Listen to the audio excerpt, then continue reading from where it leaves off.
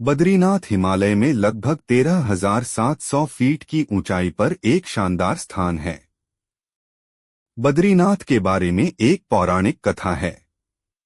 एक दिन शिव और पार्वती सैर पर निकले। जब वे वापस आए तो उनके घर के प्रवेश द्वार पर एक छोटा बच्चा रो रहा था। इस बच्चे को फूट फूट कर रोते देखकर पार्वती की मातृत्व जाग उठा और वह जाकर बच्चे को उठाना चाहती थीं। शिव ने उन्हें रोका और कहा, उस बच्चे को मत छुओ। पार्वती ने कहा, कितने निर्दयी हैं आप ऐसा कैसे कह सकते हैं?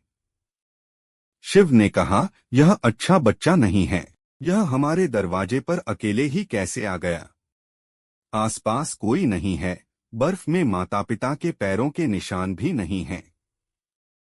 यह बच्चा नहीं है। लेकिन पार्वती ने कहा, वो सब मैं नहीं जानती। मेरे अंदर की माँ मुझे बच्चे को इस तरह रहने नहीं देगी, और वह बच्चे को घर के अंदर ले गईं। बच्चा बहुत आराम से उनकी गोद में बैठा था और शिव की ओर बहुत प्रसन्नता से देख रहा था। शिव को इसका परिणाम पता था, लेकिन उन्होंने कहा, ठीक है, देखते हैं क्या होता है। पार्वती ने बच्चे को दुलारा और खाना खिलाया और उसे घर पर छोड़कर शिव के साथ पास ही गर्म पानी के झरने में स्नान करने चली गईं। जब वे वापस आए तो उन्होंने पाया कि दरवाजे अंदर से बंद थे। पार्वती हैरान रह गईं। दरवाजा किसने बंद किया है? शिव ने कहा, मैंने तुमसे कहा था, इस बच्चे को मत उठाओ। तुम बच्चे को घर में ले आईं और अब उसने दरवाजा बंद कर लिया है। पार्वती ने कहा, हम क्या करें? शिव के पास दो विकल्प थे, एक तो अपने सामने मौजूद हर चीज को जला देना, दूसरा बस कोई दूसरा रास्ता ढूंढकर चले जाना। तो उन्होंने कहा, चलो कहीं और चलते हैं।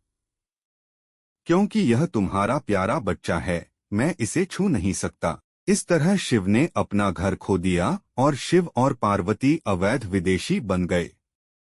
वे रहने के लिए एक आदर्श स्थान की तलाश में इधर-उधर भटकते रहे और आखिरकार केदारनाथ में बस गए। आप पूछ सकते हैं कि क्या उन्हें नहीं पता था? आप बहुत सी बातें जानते हैं, लेकिन फिर भी आप उन्हें होने देते हैं। शिव को हमेशा एक बहुत शक्तिशाली आत्मा के रूप में देखा जाता है, साथ ही साथ वे दुनिया के साथ इतने चतुर भी नहीं हैं। तो शिव के एक रूप को भोलेनाथ के रूप में जाना जाता है, क्योंकि वे बालसुलभ हैं।